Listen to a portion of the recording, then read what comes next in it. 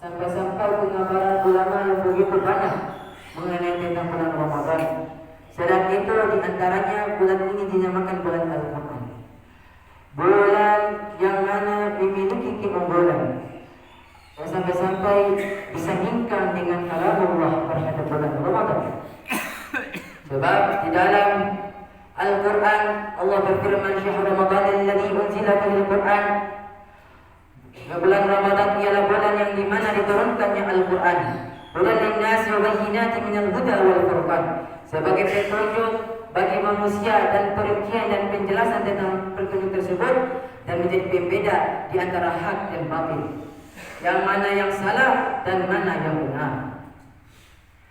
Dengan Al-Quran maka sehendaknya kita yang sering membaca bukan hanya memperhatikan tajwid saja, melainkan kita memperhatikan etika dan adab ketika memegang Al-Quran. Sebab banyak orang suaranya bagus melantunkan ayat Al-Quran begitu gemah, melainkan tidak memperhatikan adab. Sampai-sampai ketika memegang Al-Quran saja menaruh Al-Quran sederajat dengan kaki, meletakkan Al-Quran di tempat yang tidak pantas, meletakkan Al-Quran di bawah tangga mimbar. Ketika kaki melangkahkan, kaki yang sering menginjak najis, sering menginjak kotoran, tetapi kita lalai dengan adab tersebut. Rasul bersabda di dalam sabdanya, "Iqra'ul Qur'an fa innahu ya'ti yaumil qiyamati syafi'an ashabi." Bacalah Al-Quran karena sesungguhnya ia sebagai penolong syafaat yaumil qiyamah. Karena kita tidak memiliki amal ibadah lain. Sebab Rasul bersabda dengan membaca ayat Al-Quran. Rasul bersabda dalam sabdanya, "Al-baitul ladzi yuqra'u fil Qur'an yatara as-sama kama tatara an-nujumu li ahli al-ard." Rumah, ruangan, masjid yang dibacakan ayat Al-Quran akan nampak bagi penduduk langit terhadap penduduk bumi, sebagaimana penduduk bumi yakni manusia melihat bintang-bintang yang berkilau di angkasa. Dan sampai-sampai keutamaannya saja, Al-Imam Ali karamallahu wajhah menyatakan, barang siapa yang membaca satu huruf ayat Al-Quran dalam keadaan suci sedangkan ia dalam keadaan sholat, maka ia mendapatkan ganjaran 100 pahala. Apabila ia duduk membaca ayat Al-Quran dalam keadaan suci, maka ia mendapatkan pahala 50 pahala. Maka seandainya ia sedang dalam keadaan suci, maka ia mendapatkan 25 pahala. Sedangkan ketika ia dalam keadaan berhadas, dalam keadaan tidak berwudu, sedangkan ia membaca satu huruf ayat Al-Quran, maka ia mendapatkan 10 ganjaran pahala.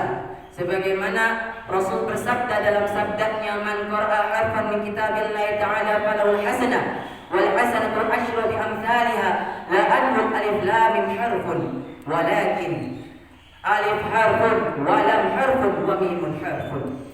Yang artinya, barang siapa yang membaca satu huruf dari kitabnya Allah yakni Al-Quran, maka ia mendapatkan satu ganjaran pahala, dan satu ganjaran pahala itu dilipat gandakan dengan 10 kebaikan yakni pahala. Saya tidak mengatakan alif lam mim itu satu huruf, melainkan alif satu huruf, lam satu huruf, dan mim satu huruf. Dan kita lihat teks hadis ini, beliau meletakkan dan menetaskan dalam kata alif lam mim di dalam seluruh ayat Al-Quran, di seluruh kitab yang ada. Alif lam mim tidak memiliki arti, sampai-sampai para ulama menafsirkan dalam seluruh tafsiran. Mereka menulis, ketika menulis kata alif lam mim, setelahnya bukan tafsiran, bukan penjelasan, melainkan mereka menulis wallahu a'lamu bimuradihi, Allah yang lebih mengetahui maknanya. Tandanya ketika seorang itu membaca ayat Al-Quran, tidak mentadaburi, menghayati dan tidak memahami maknanya, maka sudah dia mendapatkan ganjaran 10 kebaikan. Bagaimana seseorang itu mengetahui, memahami dan menghayati ayat yang ia baca, tetapi saudara, semua itu akan tersia-sia. Sebab di yaumil qiyamah, di dalam surat Al-Baqarah yang berbunyi yauma yafirrul mar'u min akhihi wa ummihi wa abihi wa sahibatihi wa banihi.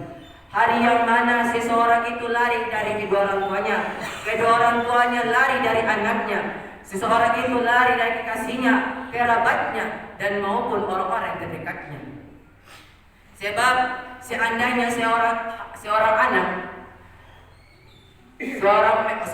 memiliki kedua orang tuanya yang memiliki amal ibadah yang begitu berlimpah, begitu banyak, bangun tengah malam salat tahajud, membaca ayat Al-Quran, menghatamkan beribu-ribu khataman, tapi ia tidak memperhatikan anaknya. Maka karena seandainya seorang anak itu masuk neraka, ia akan mengatakan, "Ya Allah, saya masuk neraka ini sebab kedua orang tuaku tidak memperhatikanku, tidak mengajariku agama, tidak memerintahkanku untuk taat kepadamu, ya Allah. Maka masukkanlah mereka berdua di dalam neraka." Tetapi sebaliknya, seorang anak itu yang soleh, tetapi kedua orang tuanya itu selalu berbuat maksiat, sering minum khamar, berjudi sana sini, ia akan mengatakan kepada Allah, "Ya Allah, mereka sudah melahirkanku, telah membesarkanku dan memberikan makan kepadaku, maka masukkanlah mereka berdua di dalam surgamu." Sebab Rasul bersabda, suatu hari ketika Rasul bertanya kepada para sahabat, "Apa yang kalian ketahui mengenai tentang bangkrut, yakni muflis?" Maka ada para sahabat mengatakan, muflis ialah ketika seorang itu mengeluarkan modal